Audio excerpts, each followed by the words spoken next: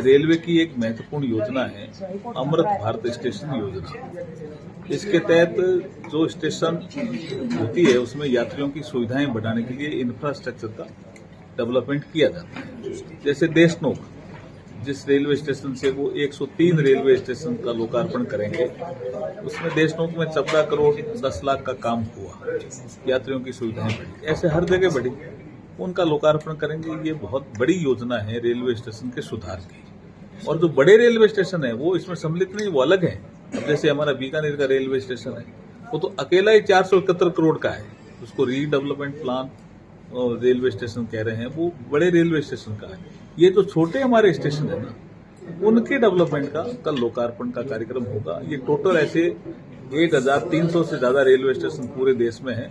ये first phase में 103 railway स्टेशनों में जो काम हुआ है उसका लोकार्पण कल करेंगे प्रधानमंत्री जी देशनोक से।